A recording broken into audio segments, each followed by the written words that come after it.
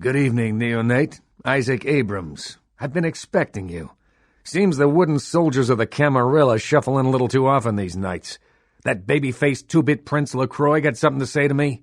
Very courteous of you to stop by. All kindred that enter my domain are expected to introduce themselves. It may seem like an outdated formality, but it serves its purpose. LaCroix, that egotistical fop. His reach in Los Angeles far exceeds his grasp. Prince, don't make me laugh. Prince is a title, an outdated and absurd bit of jargon given to any fool that would scheme hard enough for it. I don't recognize it, and neither will any kindred under the protection of this barony. I don't fear LaCroix, nor do I give a damn about his jackboots, sycophants, and court jesters. Let them all come to Hollywood.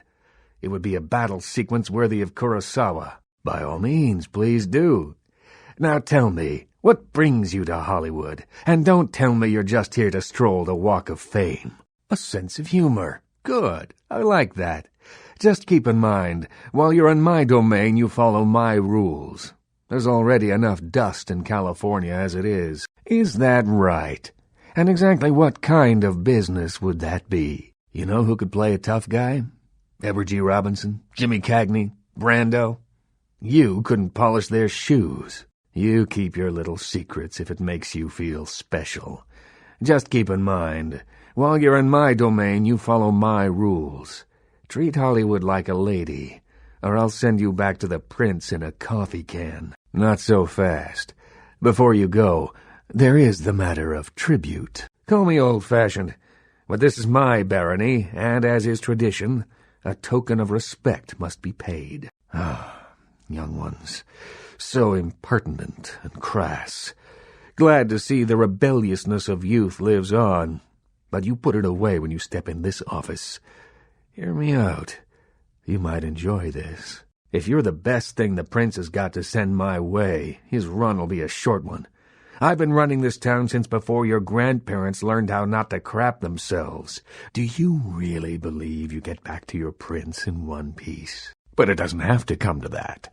All that I ask is that you pay your proper tribute, just like every other kindred that comes through Hollywood. No more, no less.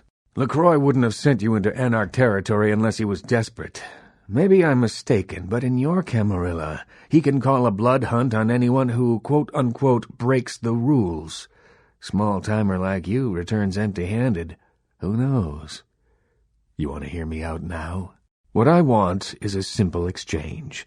Last week I paid for a certain item, a movie, and this evening I got an email saying that the seller is ready to deliver it. Unfortunately, he's become a bit paranoid all of a sudden. Won't meet me in person, won't drop it off, won't even answer his phone. Says he'll send the location of the pickup to a computer in the nearby internet cafe tonight. You see where I'm going with this? Good. There may be hope for you yet. Now, pay attention. Here's what I want you to do. Absolutely not. You pull that cowboy routine anywhere in my city, and I'll personally take an interest in seeing you suffer. I had in mind something a bit more subtle. Now, pay attention. Here's what I want you to do. Go to the Ground Zero Internet Cafe, look for a directory named Joseph K., and use the password Kafka. There'll be an email in there that will specify a nearby location. Meet the contact, pick up the item, come back. Not too painful, right? You live long enough, you'll be asking some whelp to do the same thing. And as I mentioned, this is simply a matter of tribute. Tough. But I guarantee you, if you do this, I'll go against all my better judgment and assist you in return, even if you are working for LaCroix. There'll be plenty of time for questions later. I'll explain everything when you get back. Speaking of paranoia, no. Simple pickups, all that's involved. You made good time. Hand me the item. Don't have it, do you? You still don't have it, do you? Did you at least make a good excuse? You didn't. Ginger Swan. Swan. Not an animal. A name. Brings back a lot of memories. 70 years ago, wasn't a man in this city that wouldn't have given up his family, career, or anything else for one night with her. That depends. You believe in an afterlife? Ginger Swan's been dead since the 50s. 20 years after, there are still grown men weeping at her grave. I don't know how she's relevant, but I have faith you will figure it out. I did, didn't I? Let me know when you find the item, neonate. Excuse me. Excellent. In the meantime, consider yourself a welcome guest in my barony. Welcome to Hollywood, the kangaroo court. It gives me the opportunity to personally welcome visitors to my domain. It also helps to establish an understanding in advance, so that there are no unfortunate accidents while they are in town. So, you've come to barter information with the sewer rats. LaCroix must really be desperate if he stooped to consorting with their kind, and asking for my help of all peoples. Perhaps. However, before we discuss how I might help you, there is the matter of tribute. This tape. I'm in a hurry to find out what's behind all the hype, so get comfortable. I do have a feeling that whatever's here may be of use to both of us, however. It's more disturbing than I was led to believe. You can understand my concern now, can't you? I didn't doubt you'd find this, and I apologize if I was overly imperious before. A reflex action. I get a lot of young blood in here forgetting their place. I'll assist you as reasonably as I can with your task. But first, it just so happens that around the time this snuff film started circulating, the Nosferatu disappeared. I tried to elicit their help in tracking down the source, and for the first time in all these years I was dismayed by their absence. I assume it does. It's awfully coincidental otherwise. And those creatures. I don't know how many professional FX houses could pull those off. There's a problem, though, in that the film's incomplete. The first half is damaged. We need a complete copy. Usually I just put the word out I'm looking for them, and sooner or later, they appear. If you think you can find them without my assistance, the door is over there. Again. Behind the spit-shine gloss of the Hollywood Dream Factory, there's another city churning out a vile byproduct for the furtive consumption of a debauched audience. I have no doubt the film's found its way to another smut peddler. I'd ask around. Not one brick of this city's Camarilla ground, so mind your manners. That's all I ask of visitors to my streets. I get them plenty dirty when a neonate doesn't know their place. Certainly, there is something, but it involves a gargoyle. I can see that's got your attention. It's taken up residence in my beloved Asian theater. It is closed now, but that's beside the point. I sent some people to evict it, and it sent them back with a few less limbs. I can't have that monster attacking kindred in my city. It's a walking block of stone with a taste for blood. I'd suggest whatever method doesn't result in you being eviscerated. In truth, I'd rather have it as an ally, but I doubt it's going to be chatty. Here's the key for the theater. I'll leave it up to you. I'm going to forget that, because I still remember impertinence vividly. See, I'm in a position and age where I can have others take care of my nuisances for me. Want to show me up? Deal with that gargoyle. The Nosferatu? I pity them, but I loathe their presence. I deal with them when it's necessary. I know they're beneath my city somewhere, but only they know where. They respect my streets, and I keep my politics out of their sewers. But I don't trust them by any stretch of the word. The Nosferatu? I deal with them when it's necessary. They're beneath my city somewhere, and I had hoped you could tell me what happened to them. You've met VV, have you? Of all the kindred I know, she seems the most alive. She's still young, though, but nonetheless adept. She's not my child, but she's become like a daughter to me. In your lifetime, unwittingly or not, you have seen an Isaac Abrams production. As the financier of 30% of American film's top 100 movies, you must have. Being the Baron of Hollywood, I can do any project I want. Stewart, Lean, Hitchcock, Wilder, Holden, Dean, Scorsese, De Niro, and last but not least, Ash, my child. I remember some studio suit lost in time telling me the only thing they could use Bogart for was to move furniture. I make exemplary, not excremental films. The vanity of the younger generation. Just because you've got the look, I suppose you'd like the magazine covers, the internet fan sites, the billboards. Sorry to break it to you. That opportunity died when you did. Unless you're the most spectacular actor I've never heard of, your look would be a tough sell. But don't take it too hard. Once you're dead, there's no such thing as good publicity. Ash. Where do I begin? 7 years ago, I saw a casting session for what would become Negative Zero. The moment I set eyes on him, the passion of his performance. I knew he had it. I hadn't seen anything like him since Clift or Dean. He had the looks, the charisma, allure, that undefinable quality that makes a film legend. My first movie with him made him a sensation, and it also changed him. Once everyone knew who he was, I no longer did. The parties, the drinking, the sports cars, the women.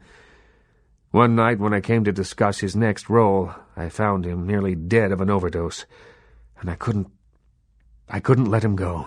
I didn't. I acted on impulse.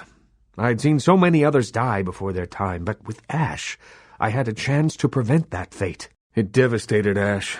He still wanted to act, but I denied him his place in the limelight. He had to lie to his friends about his new lifestyle. He had to feed. I gave him a club, a scrap of his former glory. I did everything I could to facilitate the change. He feels obligated to me. I don't think he hates me. Resents me, maybe. I am his sire, and he is my child, and there is a responsibility and respect inherent in that bond, even if we are no longer the friends we were. He spends nearly all of his nights in his club, the Asp Hole. I admit it, too old-fashioned to appreciate it. To me, it's the compressed essence of everything that's wrong with the film industry today. I thought you'd come crawling back in here. Any luck? Evening.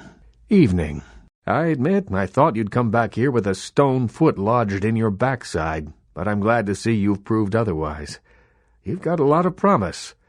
It's a shame you're still working full-time for the wrong side. I'd like to hope so. Well, if you'll excuse me. LaCroix's chosen his agents well, I won't deny that. But in time you realize just who you serve. Excuse me. A gargoyle serving in the defense of Hollywood. Exceptional.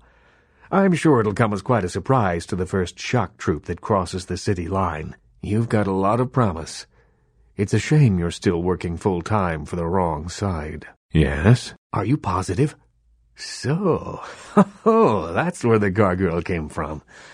If something like this got out, it'd be humiliating for him. Why, if the right people found out about this, it'd be all over town by the end of the night. Well done, neonate. Then this is no doubt the work of a fiend. Hand me the tape. There might be something on it that will give us some insight into what its motives are. The house in the tape, I know it. It's in the hills, King's Way, if I'm not mistaken. My guess is that the fiend that made this tape is using these creatures to hound the Nosferatu, which would explain their sudden absence. They're trapped. Well, it's unfortunate that the prince needs you to see the Nosferatu, because it looks like this fiend knows how to get at them, and I doubt he's going to draw a map for you. Looks like King's Way is your only way in, unfortunately. I can have a car drop you off when you're ready. If I don't hear from the Nosferatu within the next few nights, I'll tell LaCroix he's going to need a new leading man and march a few of my own troops up the hill to finish the job. I can have a car drop you off when you're ready. If I don't hear from the Nosferatu within the next few nights, I'll tell LaCroix he's going to need a new leading lady and march a few of my own troops up there. An impressive achievement, young Toreador. Someone of your character doesn't come in here every night. I'd like to give you something. It's not much. Just my way of letting you know that the barony of Hollywood appreciates your service. I'm glad to see the blood of my clan has found its way into the right people. Hopefully you won't spill it foolishly in some pointless display of fealty for that damned LaCroix. Come by in a little while.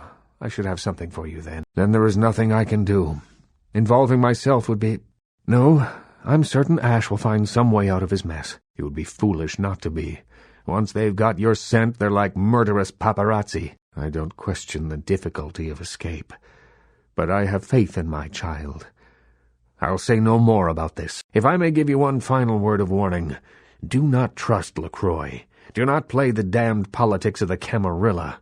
This city hasn't needed them in a long time, and won't ever. When you're all used up to him, you'll be in no position to dwell on that mistake. That's for you to decide. I only know who you can't trust. Here, and thanks again for your help earlier. And remember what I told you about LaCroix. You're good, kid. He doesn't deserve you. Your clan appreciates a good joke, doesn't it? Don't you find it the slightest bit hilarious that LaCroix would send you to ask me, of all people, where he could find the Nosferatu? Has it truly come to this? I'm willing to give you my full cooperation, provided you pay proper tribute. I admire your moxie, kid.